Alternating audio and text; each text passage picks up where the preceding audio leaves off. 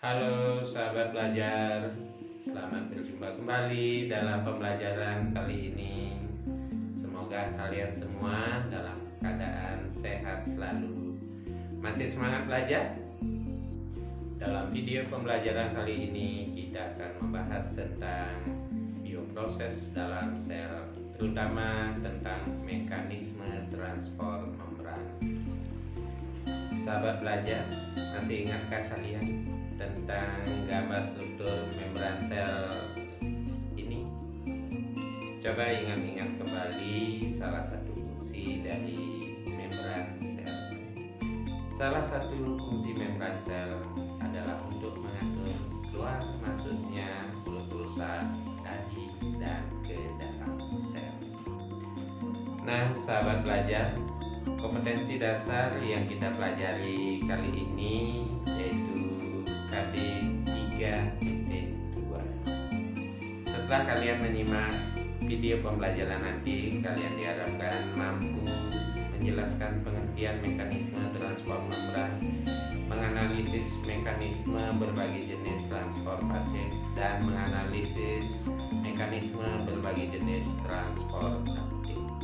Baiklah sahabat belajar semuanya, marilah kita simak video mekanisme transport membran. Mekanisme transport membran. Mekanisme transport pada membran adalah proses keluar masuknya molekul zat melalui membran sel. Berbagai macam molekul seperti glukosa, oksigen, dan karbon dioksida senantiasa harus melewati membran sel untuk keluar masuk sel dalam proses metabolisme. Transport membran pada sel berdasarkan penggunaan energinya dibedakan menjadi dua, yaitu transport membran pasif yang tidak memerlukan energi dan transport membran aktif yang memerlukan energi. Transport membran pasif. Mekanisme transport membran secara pasif terjadi dengan memanfaatkan prinsip sederhana difusi. Molekul akan berpindah dari satu area yang konsentrasinya tinggi ke yang rendah. Hal ini menyebabkan sel tidak perlu mengeluarkan energi. Transport membran pasif meliputi difusi terfasilitasi, dan osmosis. Difusi adalah perpindahan molekul atau ion sebagai akibat gerak acak dari daerah berkonsentrasi tinggi ke daerah dengan konsentrasi rendah, seperti tampak pada gambar. Faktor-faktor yang mempengaruhi kecepatan difusi yaitu beda konsentrasi, suhu, ukuran molekul, dan permeabilitas membran. Difusi terfasilitasi. Difusi terfasilitasi adalah difusi yang tentu protein pembawa atau dengan saluran protein. Silakan perhatikan gambarnya. Molekul yang melewati membran sel dengan difusi terfasilitasi adalah molekul-molekul berukuran besar seperti glukosa maupun molekul-molekul kecil seperti air yang memiliki protein membran khusus sebagai media transport. Osmosis.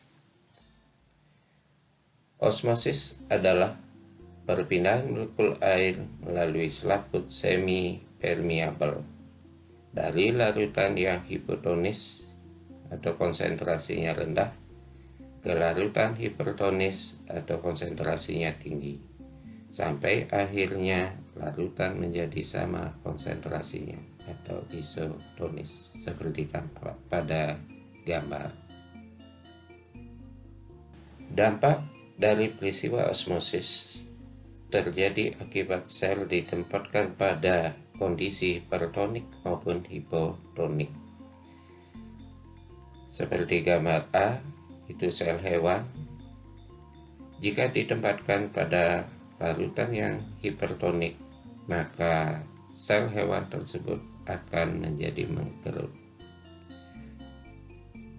Sedangkan pada larutan yang hipotonik, maka sel hewan itu akan menyerap air sehingga ukuran selnya menjadi membesar dan berakibat bisa menjadi pecah. Kemudian gambar B, sel tumbuhan. Jika sel tumbuhan ditempatkan di larutan yang hipertonik, maka sel tumbuhan tersebut membran selnya akan lepas dari dinding sel. Ini yang dikenal sebagai peristiwa plasmolisis. Dan jika ditempatkan di larutan yang hipotonik, maka sel tumbuhan itu akan menyerap air sebanyak-banyaknya sehingga akan menjadi membesar. Transport membran aktif. Transport aktif adalah perpindahan zat melalui membran selektif permeabel dari tempat yang konsentrasi zatnya rendah ke tempat yang konsentrasi zatnya tinggi menggunakan energi atau ATP dan enzim pengangkut. Mekanisme transport pada membran secara aktif terjadi karena molekul tidak bisa dilewatkan secara langsung melewati fosfolipid bilayer atau karena jumlah molekul di luar sel yang lebih sedikit.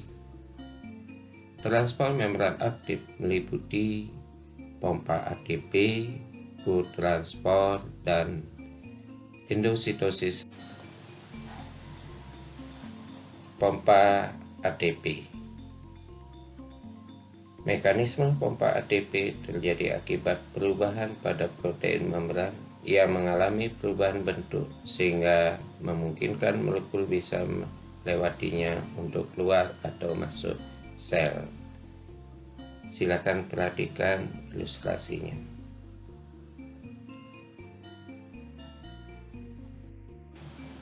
Kemudian kotransport. Kotransport adalah transport zat yang mengaktifkan transport zat lain melewati membran plasma. Kotransport dibedakan menjadi dua, yaitu ada yang symport dan antiport. Disebut symport apabila kedua jenis zat memiliki arah pergerakan yang sama, dan disebut antiport apabila arah pergerakannya berlawanan. Contoh mekanisme kotransport berupa pompa potasium dan sodium, seperti tampak pada gambar.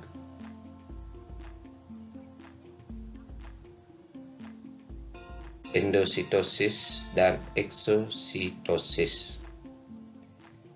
Endositosis adalah transport makromolekul dari materi ke dalam sel dengan cara membentuk vesikula baru dari membran plasma.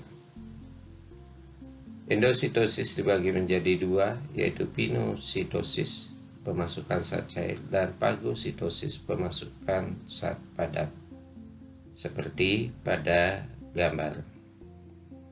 Kemudian eksositosis adalah transport makromolekul dan materi keluar sel dengan membentuk vesikula baru, seperti pada gambar. Sahabat belajar, itulah pemaparan materi tentang mekanisme transport membran kali ini. Sahabat belajar semuanya, itulah tadi video pembelajaran kita kali ini tentang mekanisme transport membran. Untuk selanjutnya, silakan kerjakan latihan soal berikut.